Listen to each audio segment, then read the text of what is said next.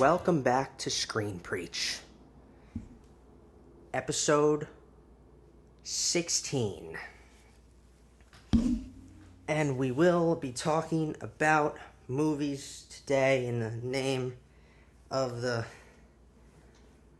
Godfather, Son of Odin, Holy Jedi. What's up? Why does this feel like it's even higher than usual? Is that just me or what? Isn't it usually right? Like, I don't know. It's always eye level, so you tell me. Can you not see my eyes? Because that's always the thing. What's up? Okay. New week, new day, new movie to talk about, to jump into, deep dive, all that good stuff. I don't know. There was so update wise, I don't know if there's anything. I don't think there's really. All right, so I guess what I'm watching, what I finished, what's coming up. I finished. So I'm done with Star Wars. I guess.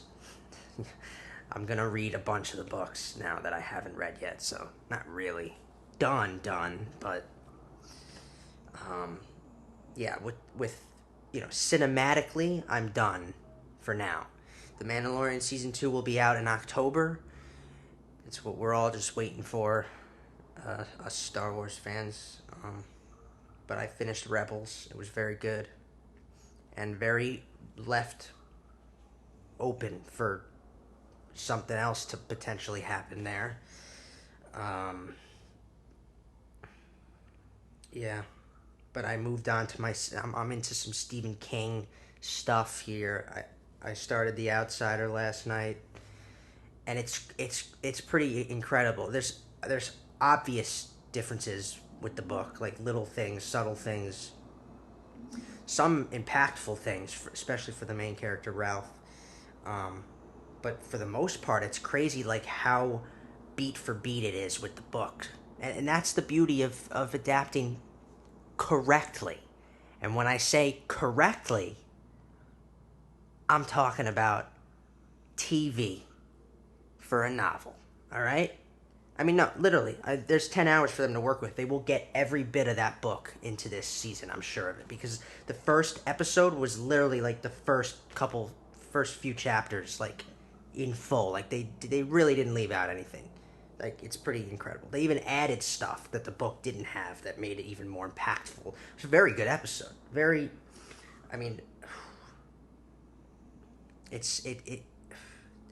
That's the beauty of cinema, is the way it brings things to life. Because there's some moments in that episode that they were scary when I was reading it, but they're even more scary when I watch it. Like, it's just the way, that's, the book was incredible. So the show is, I know that the show will be very good, and I can't wait to keep watching it tonight. I'm also going to watch Castle Rock. That's like a Stephen King, what would you call it? Retcon or something? I don't know. Like, it's like a adjacent to. It's an original idea. Jesus Christ, give me a little slack. Fuck. Yeah, it's not based on any of his books, in particular. Although that's not entirely.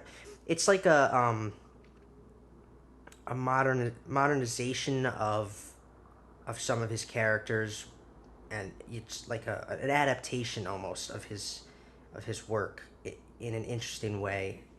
The first season is not based on a book. The second season is like, again, adjacent to one of his books. Like, it's kind of based on one of his books. I don't know. I'm gonna start that. I've heard some good things about this, and that's what That's what I was talking about previously, about like how there's like this connectivity between all of his works, obviously, but now there's like this connectivity between his cinematic works because of the actors. The Skarsgård brothers seem to be like the go-to right now for him, for his work. Bill Skarsgård, who played Pennywise in the It movies, he's also in Castle Rock season one. He's the demon boy or whatever. I only know the premise of it. Can I say a little more? Well, there you go. There's another one. Uh, yeah, and his brother, Alexander Skarsgård, is going to play Rick Flag, aka Walter, aka the Man in Black, in the new Stand adaptation. Can you hear that?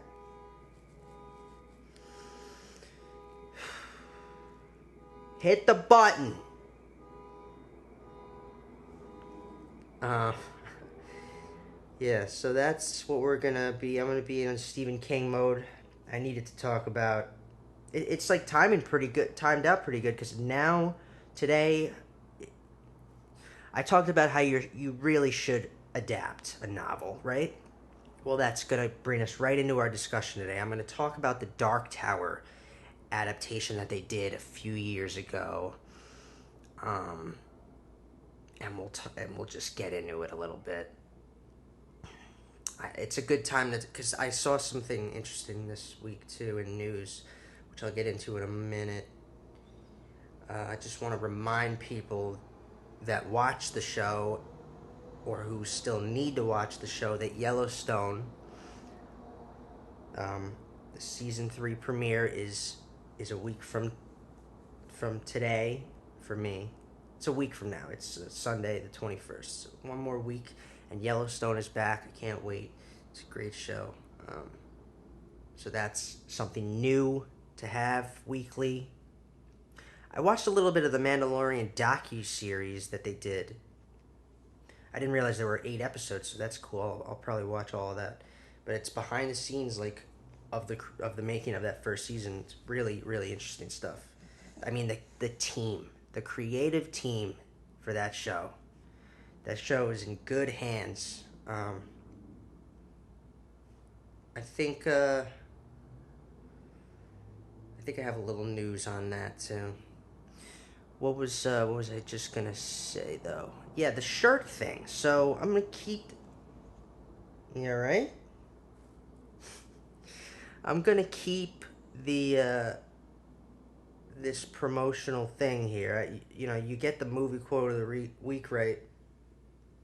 You get a free shirt. It's a simple design. I might have more coming in though if you want to see those. I don't know. I guess it wasn't enough for people to. You get a free shirt. You don't want a free shirt? Who doesn't want a free anything? All you got to do is get it right. I don't fucking know what you could look it up online for all that. I don't know how you're getting the answer. It's a free shirt. I want some conversation on the fucking page and nothing. Whatever. Fuck your free shirt and your movie illiterate bullshit, because you people don't know shit about movies. Alright, whatever. I don't know. I guess I gotta do the easiest fucking quotes in history for you people. So, are you guys like boyfriend, girlfriend?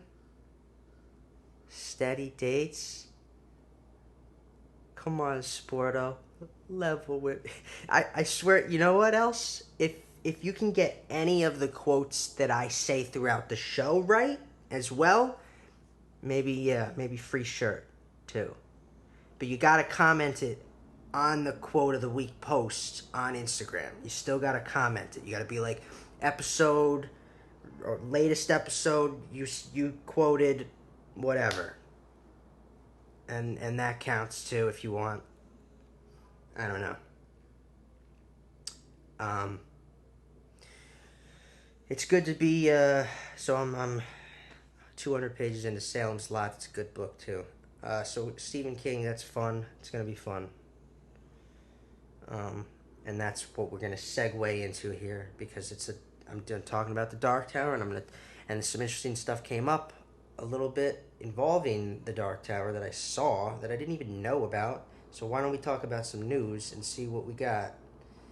Um, I just wanted to just real quick point out a couple of updates on films that are now, there's some movement again. We got the latest Bond film, No Time to Die, which was one of the first ones to be delayed in the first place. They now moved it up a little bit, so they moved it up a week. That's it. So it's still November, or maybe it's the end of October now. I'd have to check the date. It's either the end of October or the beginning of November now, but it's a little earlier than it was, so that's cool. Aside from that, Falcon and the Winter Soldier is looking to definitely premiere this fall, September possibly, because they only have a tiny bit of filming left, according to Anthony Mackie. A little bit of filming left. So that will probably be on schedule, on time. I already said The Mandalorian's on time. Obi-Wan series is still in development too, they mentioned, which is obviously we want that.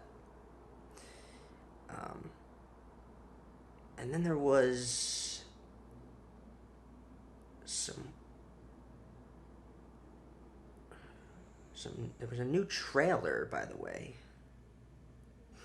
I mean, they pushed they pushed back Matrix and Wonder Woman again, and Tenet got pushed back a few days. It's fine. But there's some interesting stuff here with the stuff that's been going on too with the protests. I hope you have contributed to that somehow in some way, shape, or form because I already said it's just there's no excuse. You literally have no excuse anymore, as far as I'm concerned. I know I don't. No, none of us have a fucking excuse. Especially when we have people in this country that still say things that are so unbelievable to me. Or that we have statues for it's insane. It is insane. I'm not going to get into that again though. For all of you not contributing to this cause in some way, you know who you are. Be a little better. But because of that, some interesting stuff. Like they canceled Cops, a show that has run for 32 years. I don't have to tell you what Cops is. Everybody knows what Cops is. Everybody's watched Cops at some point. Canceled. I wasn't like a big fan of that show anyway, so fucking whatever. Bye, Cops. I don't know. It's a weird show. I always thought it was a weird show anyway. Some people love that show. Sorry, it's gone. Canceled. Interesting, huh? 32 years and it's gone. Yeah. There was all right, so if you're here's another thing. If you're a big Bill and Ted fan, if you remember the Bill and Ted films, Keanu Reeves, the third film is coming out and there was a trailer for it. Bill and Ted Face the Music, it's called. And you can go watch it now. Anywhere. Just look it up on your phone. Interesting stuff. I saw like bits and pieces of those two movies. I have not seen those movies in full in my life yet. I know, but it's true. Whatever. Matrix 4 got pushed back a little bit, but, that's just where we're at because of the delay. It's a Warner Brothers thing, I think. They had to delay Tenet and Wonder Woman. I don't know why that affects something that comes out in 2 years. Whatever. I don't know, but I will one day. I'm sure I'll understand that. a little bit better. Keanu Reeves says the only reason he came back to do Matrix is because there was a beautiful script and a wonderful story. I'm very curious about that. What direction they're going in.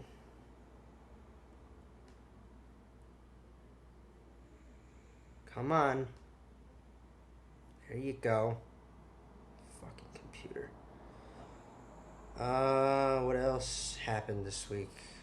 Honestly, not that much. New trailer for 7500 starring Joseph Gordon-Levitt. I think that's an Amazon Prime original. I don't...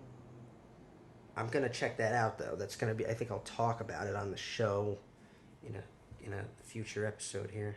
Looks kind of interesting. Just another one of those plain movies, you know. I don't know if this is based on a true story or anything. A lot of them are, those films. But honestly, just Joseph Gordon-Levitt, haven't seen him in a while. I feel like the guy just... Some people just don't do any... You know who's fallen off more than anyone else in the past decade? It's amazing. And I know why, too. But does anyone remember Sam Worthington?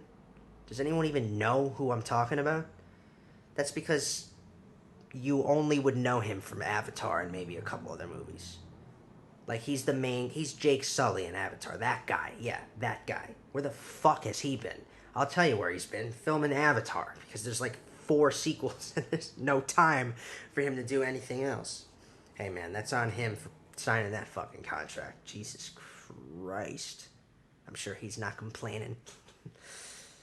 That's the next time we'll see him is Avatar 2. I know he's done like 2 things in the last 10... Literally, like since Avatar, he's done like 3 fucking movies, and that's it. And to remind you, Avatar came out in 2009, so yeah. He was in one of the Terminators. He did that interesting movie Man on a Ledge, which I actually really liked. He just was kind of around a little bit, doing some cool movies, and then he just wasn't anymore. I kind of feel like Joseph Gordon-Levitt, he's kind of fallen into that. I don't see him as much, you know? So that's a movie, 7500, it's called. Check that trailer out. I think it might even come out. It might be out. If not this week, it definitely comes out the following week. Netflix's latest film came out, Spike Lee's Da 5 Bloods. Another one I'll watch and talk about. Got really great reviews. Definitely with the times, too. A movie that we need right now. What else? What else? So here's a big kind of thing that it's just hype, man. I mean, Jesus, you can't throw this at us and then just... Judd Apatow has an amazing Pineapple Express sequel in mind that deserves to happen. Now, when I first read this, I thought, well, Judd Apatow's going to do it then. But then I remember Judd Apatow didn't do it. It wasn't Judd Apatow. I mean, he produced it, I think. But he didn't do that film. That was Seth and Evan Goldberg, I think. If not Evan Goldberg, it was definitely Michael Gordon Green or whatever the fuck his name is. The guy who did Halloween with Danny McBride. I don't remember. They all kind of merge together sometimes for me. Because they're all that team. They're all that same group of guys. Is this... What's going on here? I hope that's good. I feel like I was losing the sound there. Are you kidding me, though? Pineapple Express? Gotta have that, man. Gotta have a sequel to that movie. But then again, we also gotta have a sequel to a lot of great comedies. Where's the Wedding Crashers sequel? Vince Vaughn? Owen Wilson? David Dobkin? David Dobkin did that, right? David Dobkin, Jesus, that guy. He did one other movie that I really liked. What was it? The Judge with Downey Jr. And that was a drama. That was a fucking pull on your heartstrings drama. That wasn't a comedy. No. Fucking Pineapple Express sequel. I think of that scene in this is the end when they have nothing to do, so they just pretend to make sequels to their movies, and they do Pineapple Express. That was funny. All right, let's transition from news into the movie I'm going to talk about this week. So I saw this, and maybe I'll throw up the picture too. There we go. I'm going to throw it up. What is going on here? What is going on here? Why are you doing this to us? It's like almost no one's taking this property seriously. It's like it could go. They're telling it to go fuck itself.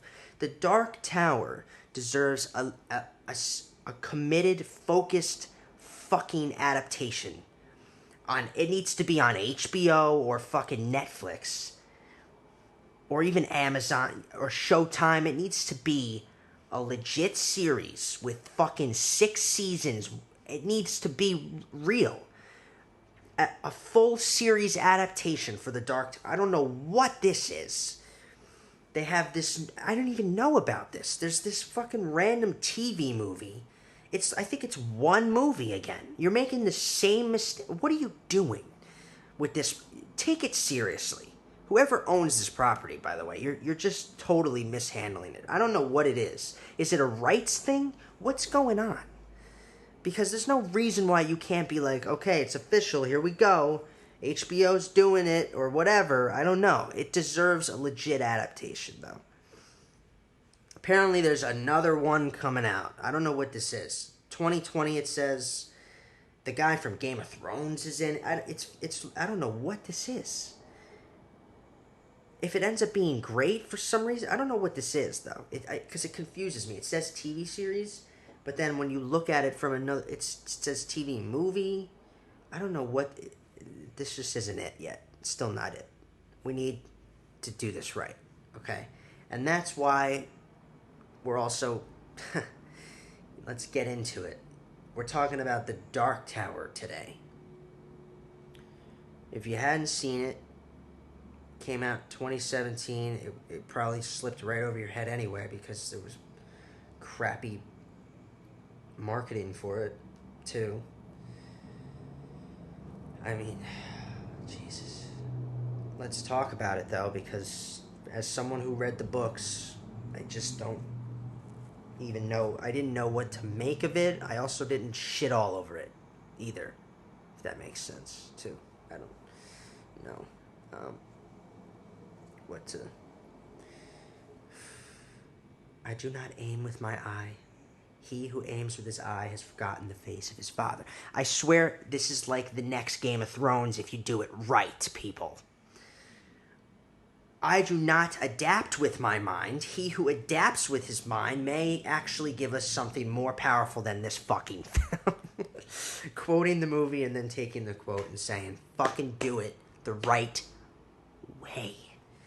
I had to talk about the Dark Tower because I read the books, like I said, okay, and they are amazing. They really are. Because it's another opportunity to talk about the way studios seem to mishandle some of the fantastic IP they have access to. This being one of them.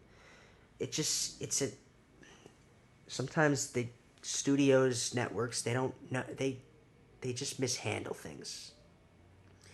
And they just put out shit with that property because they want to make money real quick. Like, that's what this is.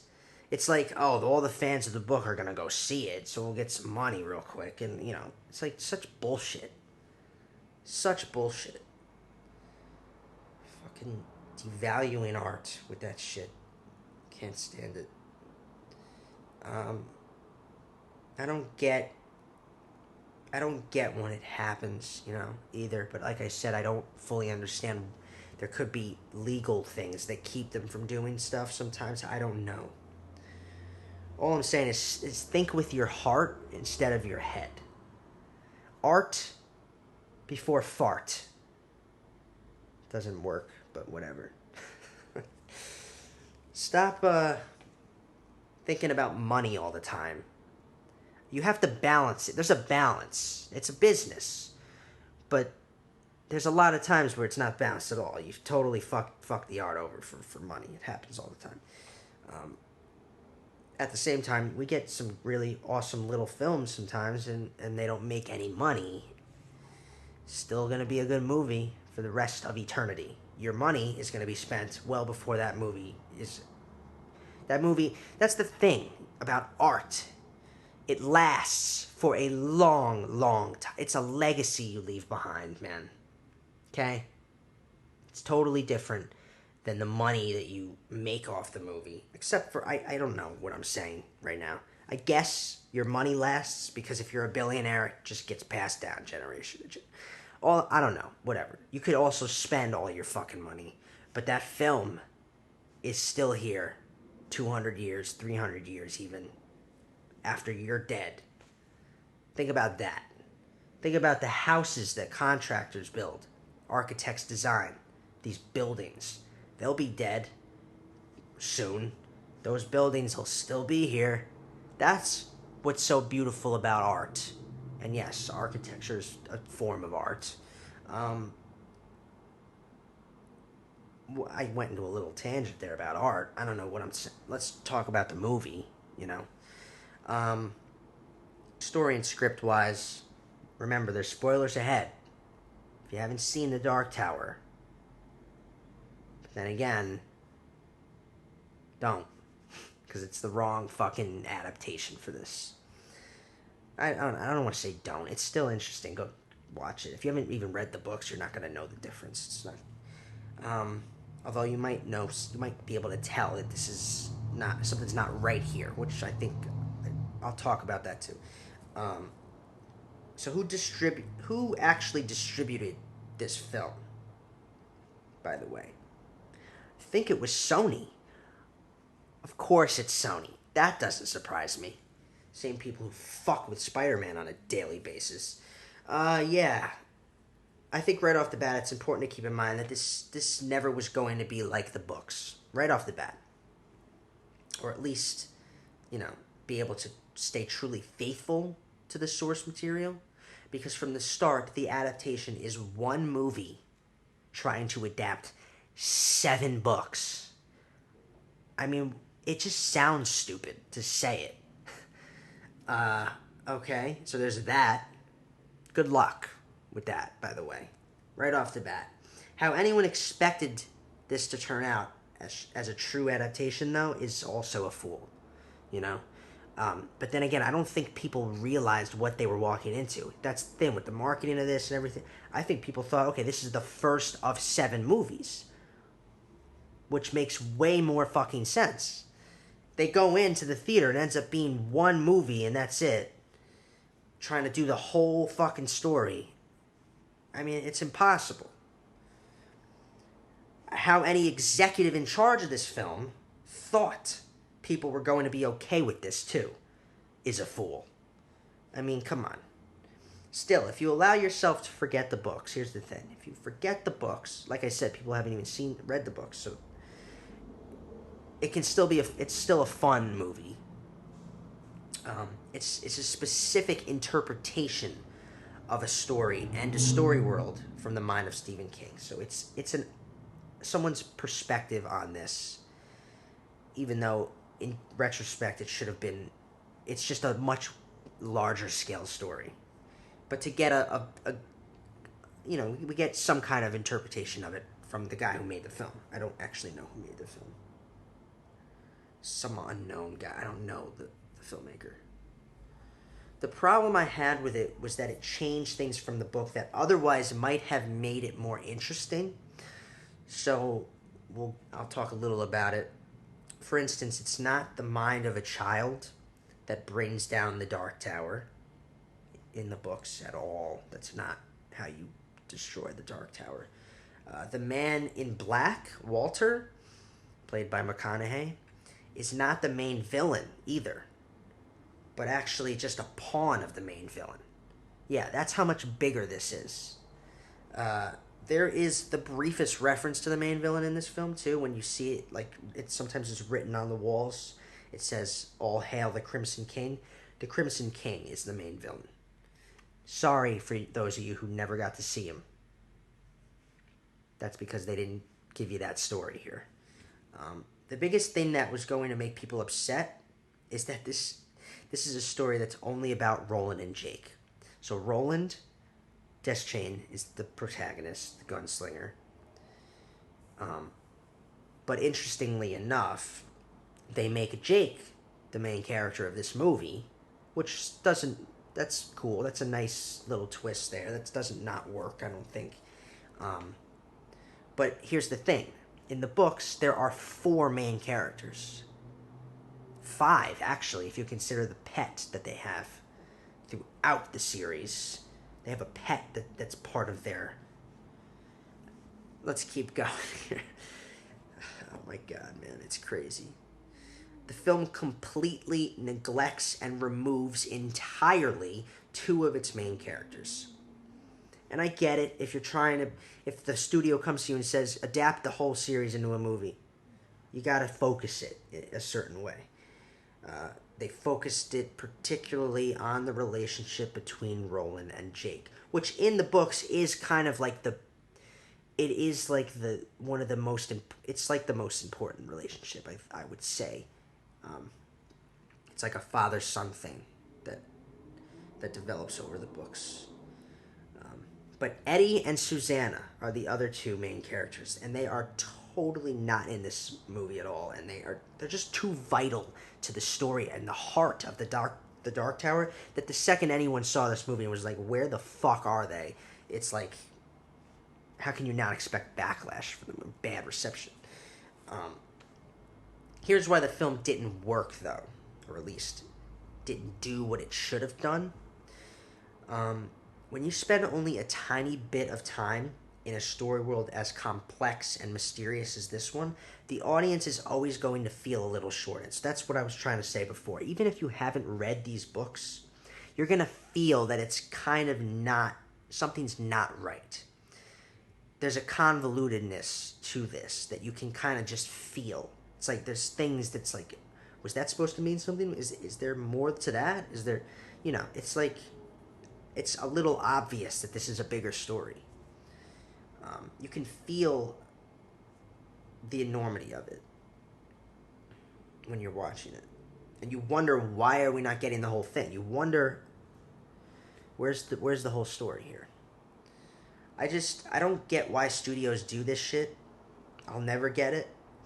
Why not even, obviously the best way is obviously TV, okay? But why not, you take the Harry Potter approach, that still works. What are you doing? 8 films, 1 film covering each book, split the last book into 2 movies. It's like studios have forgotten how effective this form can be. That still works. This should have been the first, and it should have been a true adaptation of the first book, too. Don't bring in fucking, the Taheen yet. Don't bring in the fucking tower. Don't even show the tower. They totally... it should have been a truthful adaptation of the first book, movie 1, right? Movie 2 comes out. Probably would have been out by now, by the way. Movie 2 comes out. Adaptation of book 2. It's just... I don't get why they don't even do this stuff anymore. I don't see studios doing this anymore, by the way, at all. When was the last time we got a book series, in movie form like Harry Potter, by the way? The Hunger Games was the last fucking one, pretty sure. Or Divergent, maybe? I don't know. That was probably after, right? They don't do it anymore. Maybe because those 2 franchises weren't as effective. Harry Potter was the pinnacle of it. Maybe that was it. They reached the... But you can do it. Find the right writers, find the right team. You can do it. More movies also mean better story, by the way. More faithful to the books. More money, by the way. I know how much you love your money, studios. More money. More movies, more money. But of course, my new favorite thing is the TV idea. You have to... Look, like I said, I'm watching the Outsider. It is super faithful because there's plenty of story to work with. It's long form story adapted to a long form story. Novels should always be TV shows. Game of Thrones is the best example of this. For the first 5 seasons, book 1, season 1, book 2, season 2, and faithful as could be to the source material. It's why people look. When the books give you basically everything you need right there, don't try to adapt it too much and try to take away from the books, because the books are what made them great in the first place. It's all right there for you to just transfer over with, obviously properly and effectively, with the right, creative approach. You have to change. The adaptations have to change. They have to be different in ways. But dude, that's the only thing that makes sense anymore to me. If you had a short story or a novella, that's you adapt that to one movie. It's a movie. It's fine. It works. But if you have a series of expansive and very imaginative works, you have to give it its proper adaptation. I think it might actually be happening too, by the way. Like I said, so I don't know what this thing is. I found this Dark Tower adaptation thing. It says 2020. So I don't know what it's coming out this year. I don't know what this is. This other thing. But I thought that Amazon had gotten the rights and was planning on doing a legit series for the Dark Tower. One book to one season kind of thing. I don't know. I guess maybe it's not happening anymore. All we can do is just hope that one day it exists. It comes to life. So with this movie, though, you try to think of it on its own, and it's not terrible. It's still not good, okay? But it's fun. They changed certain elements of the story to make it different. It's a different story they're telling almost. So we have a kid. It's about Jake. It's about the kid. He's an outcast who needs to find his path, which is a relatable quality of Jake. So even in the books, that's true. So he meets Roland, the gunslinger, who is also lost. Don't fucking stop recording on me. He's also lost, has lost his way. And their relationship becomes what the story's about. How Roland becomes a father figure for this surrogate son, something they didn't really change from the books. The books do the same thing. An effective piece of the books that make this interpretation work, I think, if they hadn't made it about Jake and Roland and done something totally different, then it would have been worse. So I mean, at least they did that. I don't. So naturally, they also changed a few things to further heighten the themes they are going for. So like fatherhood is like this big thing, and so to make it more effective, they play on Roland's relationship with his father and how he lost his father to make him relate even more to Jake, who in this story lost his father too, which is not the same as the books. His father didn't die in the books, or at least not this early. I don't remember actually if something happens at the end. As far as I know, by the time of Song of Susanna comes around, and then the Dark Tower's totally like epic, just climactic in fucking end world. Everything just. Yeah, I think his father's alive all the way through in the books. In the books, Jake's mother is not even really a thing. She's like mentioned maybe. She's totally irrelevant in the books. In this, I mean, way less relevant than in the movie. In the movie, they make her like a key product of Jake's character. And it's by the way, Jake's actual father in the books is a dick to him, neglectful and whatnot. they did this stepfather boyfriend thing here in the movie instead. Um,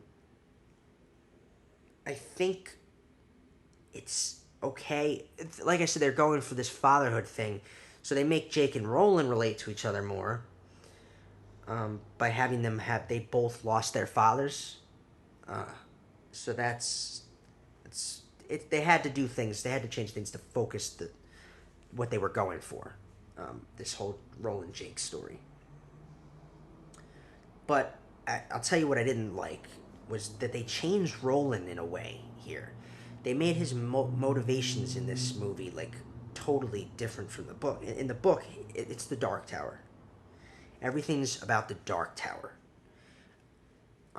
That's my goal. That's always been my destiny. I gotta find the Dark Tower. Gotta get to the Dark Tower.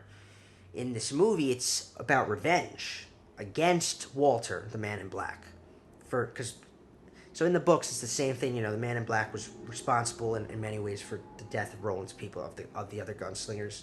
That's still true, but but Roland didn't. He understood the sacrifice of his people. He understood that by him surviving, his only true destiny is still, get to the Dark Tower. That Walter, the Man in Black, is an agent of the Dark Tower, of the Crimson King.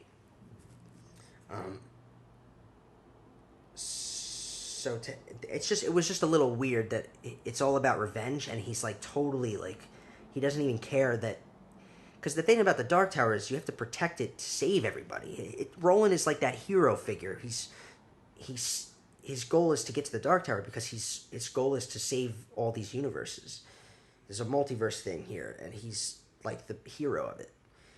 They totally abandon that. He just wants revenge against Walter. He just wants to kill the guy who killed his father.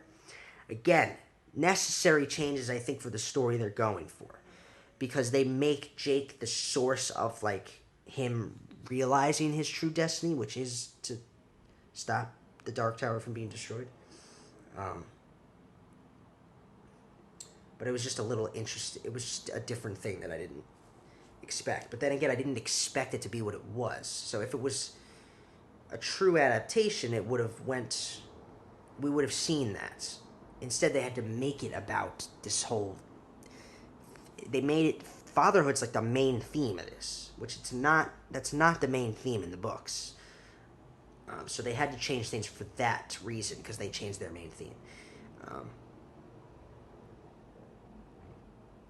I get it's Jake. Jake has to make him remember his goal is to protect the tower. So in the books, his goal is always getting the tower. It's the longest fucking journey too. It's 7 books. It's crazy. It's a crazy event. It's unbelievable, that story in full. And he's obsessed with it too. By the way, in the books, he's obsessed with the tower. So much though that he'd sacrifice people around him in order to make sure he can keep going on his path to the tower, which is, it's something that happens in the books, and he has to learn to accept people in his circle. So, spoilers a little bit, like that kind of happens even in the movie here. So he's more focused on his goal, even though the goals are different. He doesn't care about Jake at the beginning, and that's similar in the books. He literally sacrifices Jake, and there's a whole thing with that. It's about the tower, only here they made it about revenge, which is how do we say, an unworthy or a worthless goal. It's just not something relatable enough for people, which is okay, because they make that work a little bit in the film here. They make it about Jake helping him realize his true purpose is not revenge. There's also no need for Ka or the Ka-tet in this movie. So a big thing in the books, it's huge elements, huge. Faith and destiny are like interlinked by like this. I mean, and they don't even come up they don't come up at all in the movie, but it's such a key part of the Dark Tower. I'd go as far as comparing Ka in the Dark Tower to the Force in Star Wars. It's along those lines. It doesn't allow you to. It has power, let's say, that is people in this story world don't have any control over. It kind of, it's like it's fate, it's destiny. It moves on its own. It makes things happen. Um, so like in the books, like the unification of Roland, Jake, Susanna, Eddie is brought to it's Ka's will. It made it happen. Um, and because of that, they are what's called a Katet. They are like family. And so some of the powers Ka allows people to do is like for our four main characters in the book, they can like read each other's thoughts sometimes or feel like their emotions. It's a cool. It's a super important element of the story. It's totally not in the movie, but they don't need it either because they totally got rid of that idea. There's no Katet. There's no family there's no unity of people. Like there's it's about Roland and Jake in the movie, and that's it. Um, it's not that it doesn't work for what they are doing here. So Roland has a fractured morality still, just like in the book, because of the loss of his people. What they changed was Jake being more of an outcast, a broken person, too, because of a similar loss. They changed, um,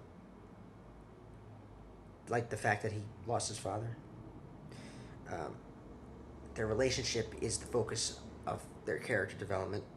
When the studio says adapt this series into one movie, the filmmakers and writers had to focus their approach. So, as one singular story, this is one about bravery, growth. In many ways, it's a coming of age story for Jake, too. And destiny is still there, a little bit, not as much as the books, not nearly as much as the books, but it's there.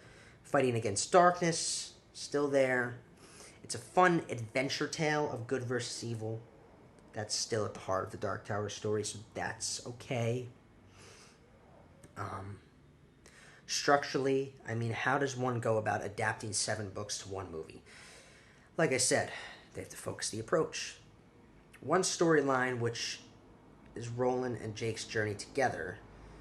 Um,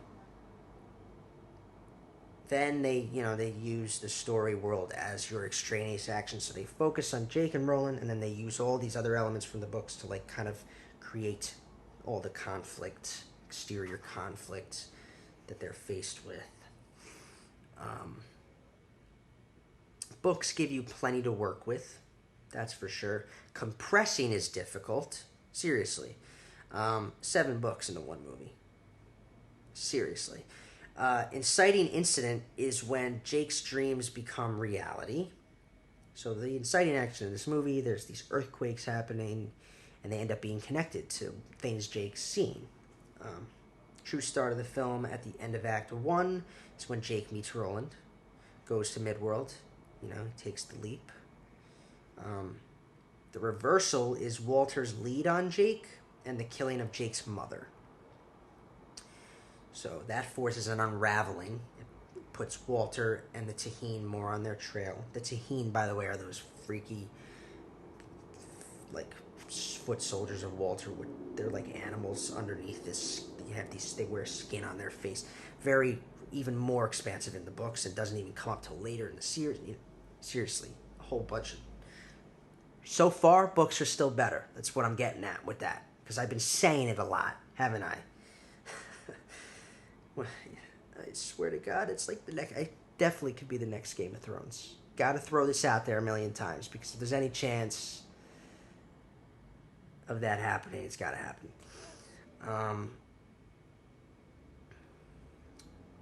The end of Act 2 is a down and out moment because it's when Jake finds out about his mother. So they go back to his house. She's been completely burned to death and disintegrated too. There's no body. Like Walter kills her. That's a down and out moment. It sets up Roland to be more of a father figure. It's the reaffirmation is when the reaffirmation is when Roland and Jake target practice together. They recite the Gunslinger's Creed, cool moment. They had to have it. It was cool to have that. You have to have it in this movie. This is also the briefest hint we get of what actually happens in the books, which is way, way better and cooler. It's that Jake, Eddie, and Susanna, they actually become gunslingers as well. Yeah, guys. Fuck, dude. So much better.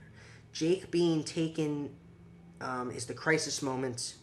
It forces Roland to spring into action. Him and Roland, they have to work together in that climax, but he goes after Jake and he fights Walter.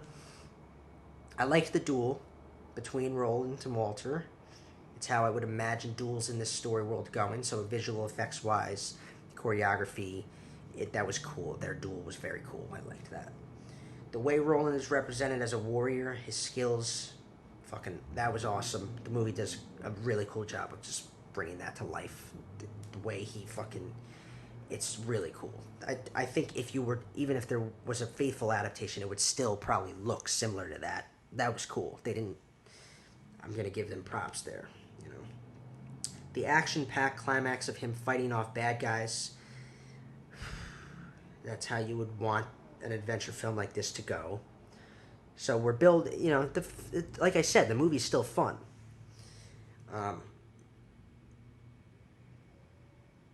It's just crazy that, I mean, let's not even just 7 books into one movie. The one movie is not even a full 2 hours. It's an hour and a half. They took the short movie approach with 7 books. It's crazy that it doesn't surprise me that people hate this movie. Let me put it that way. I didn't hate it, but it doesn't surprise me that people hate it. It feels convoluted. You can feel it. Direction. In terms of visuals, there wasn't a whole lot of stuff that popped out to me, except that when we go to Midworld for the first time in this film, it's really great production design and what I would expect Midworld to look like. So, props there. The visual effects are still very good, like I said, but sometimes it's too science fiction-y. That was my biggest thing here. Kind of kept pulling on that a little. So, the Dark Tower is more of a fantasy. I think it's more fantasy than science fiction. There's definitely science fiction. But when I think of the Dark Tower, it's closer to Harry Potter than to Star Wars. Or it's closer to Game of Thrones. Somewhere in between Harry Potter and Star Wars, I guess. I don't know. But this film took more of a science fiction approach. It feels much more science fiction-y. Like I said, though, very specific interpretation of the Dark Tower that we get. And in this, with the vision of this filmmaker, he went with a science fiction approach. Let's talk about performances a little bit. Casting-wise, I actually like Idris Elba as Roland. It's a little twist. Even though in the books, the contrast between him and Susanna has a lot to do with their racial differences. So in the book, Roland's white, Susanna's a black woman, and there's early on they play with that tension a little bit. It doesn't matter here. There's no Susanna, but if they had done the film, if they had done a series, I still wouldn't mind seeing Roland as portrayed by Idris Elba and seeing how that would be an interesting new take. That would be if you're adapting, you want to change some things. That would be an interesting thing to change, and they would allow for different dynamics and different growth in character, and it would just have been an interesting thing. Yeah. And I like Matthew McConaughey too, by the way, as Walter, as the Man in Black. Matthew McConaughey, I think he is easily could play the Man in Black, and he does a good job with what he had here. So the thing that's cool about this is a cool thing about Walter is that he's this presence that has shown up in multiple Stephen King books. Um, oh man, they gotta do a fucking series for this because you could connect things, you could hint things.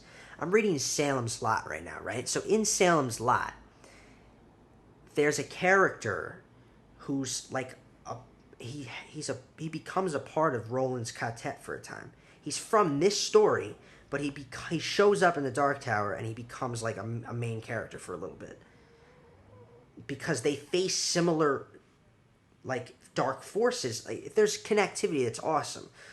So like for instance, Walter, the Man in Black, he's also gone by other names in other books. So like Randall Flagg is like this demonic sorcerer, and he's shown up in like the Stand. In the Stand that's coming out, I mentioned this I think last week. In the Stand, Alexander Skarsgård is playing Randall Flagg. That's the same guy. It's still Walter. That's the Man in Black. Um, I like, and like I said, I like the connectivity that we have with actors because that's Alexander Skarsgård, and then Bill Skarsgård, his brother, played Pennywise and plays the Demon Kid in Castle Rock. And I haven't watched Castle Rock yet, but there's a chance that what if the Demon Kid in Castle Rock is Walter, is a manifestation, just another manifestation of fucking Randall Flagg, of fucking the Man in Black. Very possible. I haven't watched it yet. I'll let you know what I think of that. Um, yeah. Is it Alexander Skarsgård that plays him? Or is it Stellan Skarsgård? There's like 3 Skarsgård brothers, I think. They're all actors, I think, too. Um, yeah, that's just cool. That's just cool connectivity, man. McConaughey works as a villain. I would have loved it more if there were more movies faithful to the books. Like, imagine seeing McConaughey pop up as the Man in Black again when he's supposed to. Like, in the books, he pops up here. Just, like, to have McConaughey continuously play the character and there were, like, 7 movies and, like, he shows up again. It would just be, it's just better. It would have been better. I don't know. It worked. It worked. It would have worked, though, if it worked. It would have worked better. What else? I had a problem with the mother character in the movie too. They make her like key to Jake's character, but she's so passive. Like she doesn't take any real action in this movie. Like she is terrible at protecting her son, first of all, and she lets this boyfriend stomp all over her voice and her. You know, she has no agency, no authority. Like it's just I didn't like her. She didn't work for me, and I didn't feel her death enough because of it. You know, she dies and it's not powerful enough because she wasn't, she didn't work as good. I think Jake's reaction helped that moment though. So we come to care about Jake. Obviously, we're watching him. He's the main character, but so it worked. It just it didn't have the impact it should have. You know. Many of the same elements pop up in the movie from the books, too. So I love the connectivity. Like I said, I'll keep bringing it up because it's awesome. So even in the movie, they have a little thing here.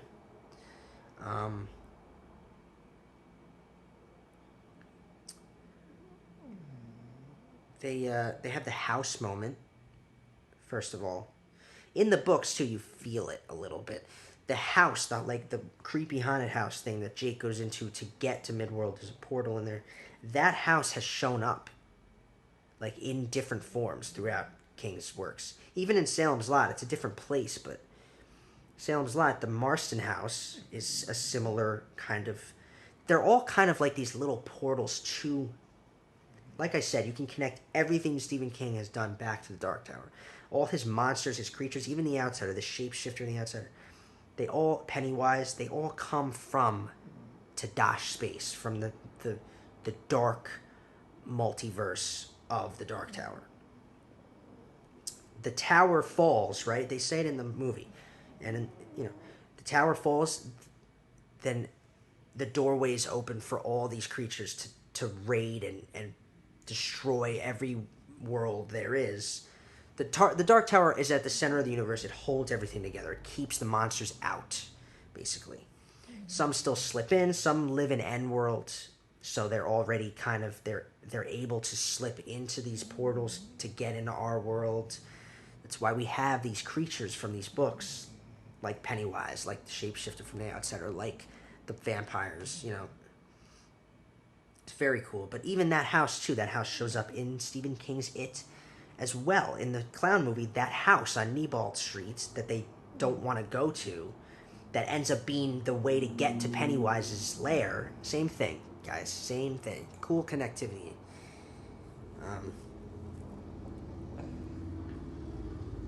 I like those references a lot.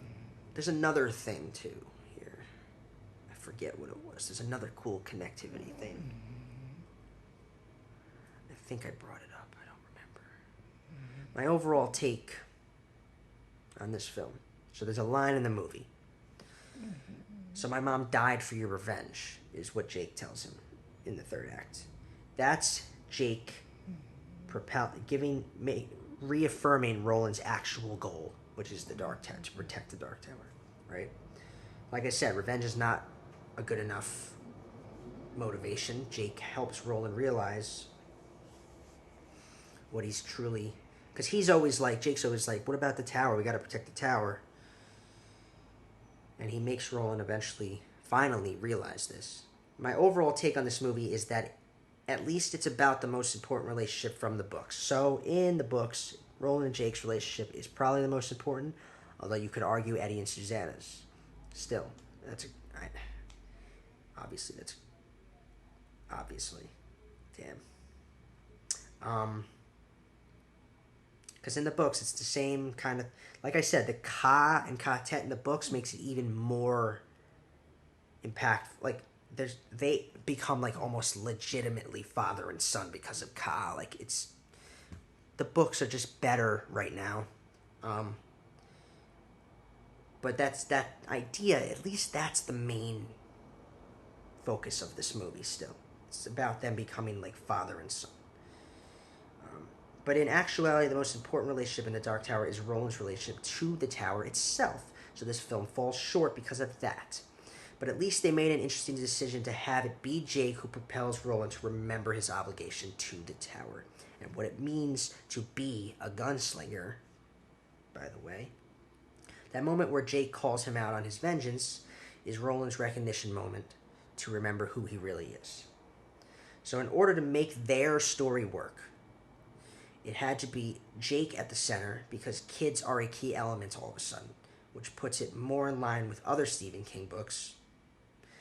That was kind of interesting. They make it about the shine.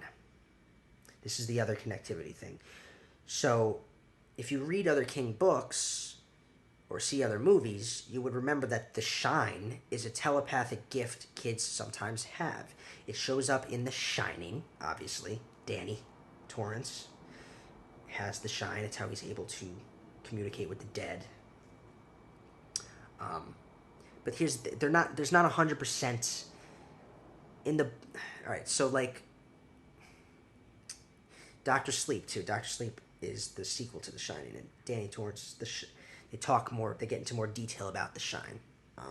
Because another girl ends up having it, and another child ends up having it, and the bad people, the monsters, want to take her shine and eat it,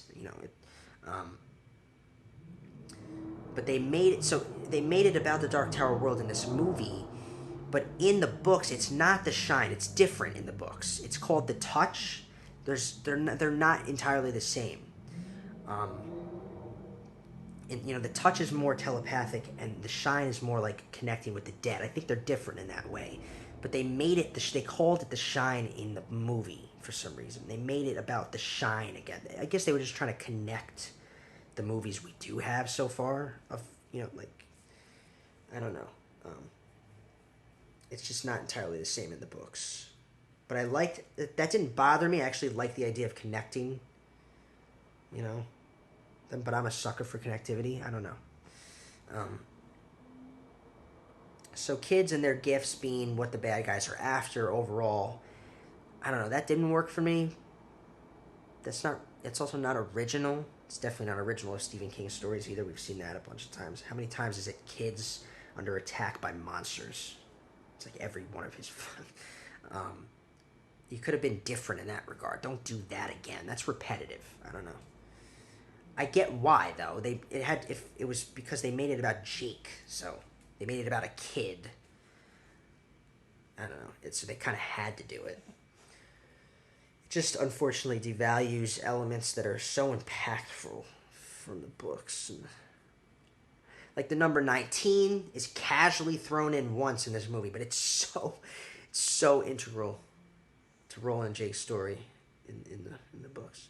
Bends of the Bow too. Oh my god, they're used as if not even important. Walter just has them in this movie, but in the Dark Tower, in the story of the Dark Tower, those magic orbs he has, those are so integral to the story. Again, then there's the fact that the Man in Black in the books is a more interesting multi-dimensional villain. You know, they made him one. They just made him a one-dimensional evil guy in this movie. Typical. He's way more interesting in the books. I don't know.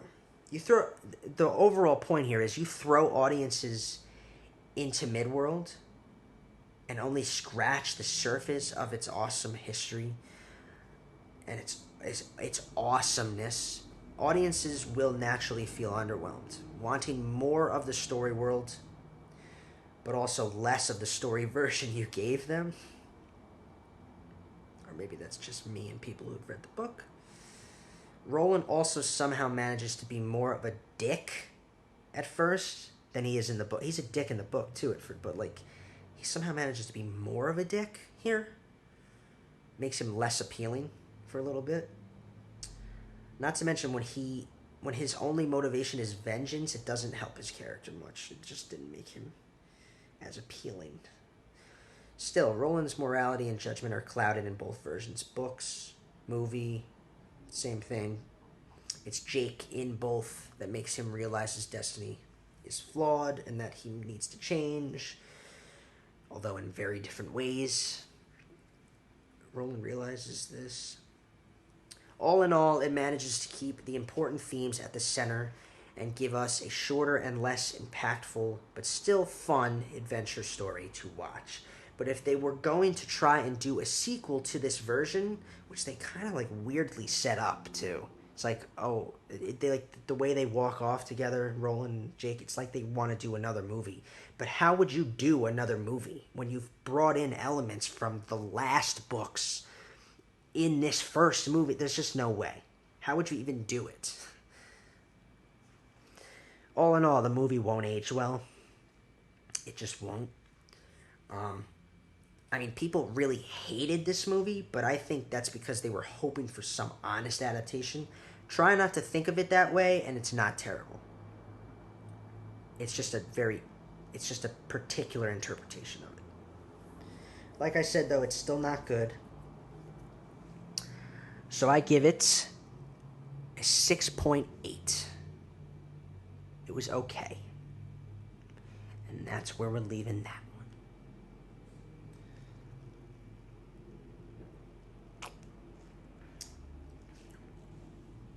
Yeah. Quote of the week. Quote of the week. Remember, you get it right and you get a free shirt. Remember. This week's genre is technically sci-fi, but I like, I'm going to do fantasy. Like I said, Dark Tower is more fantasy to me, so I'm going to do fantasy. So the quote is this. I expect you're tired of hearing this, but you look so like your father. Except your eyes. You have... And that's it. That's the quote. And it's very famous, so figure it the fuck out. Because it's said a lot, too. That's the quote of the week. Fucking figure it out. As always, I'm your host, Ben Morganti. Follow me personally at the Ben Morganti. Follow the show at Screen Peach. They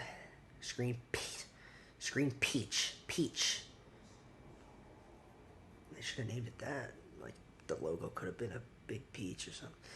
Screen Preach at Screen Preach. Yep.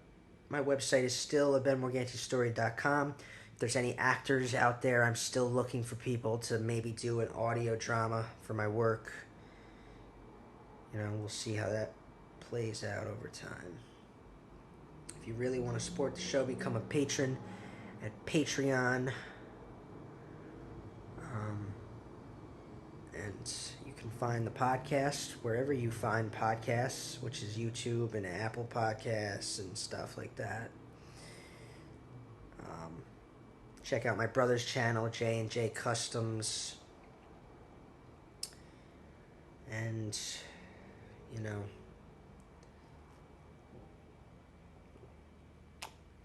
as always, have a cinematic week.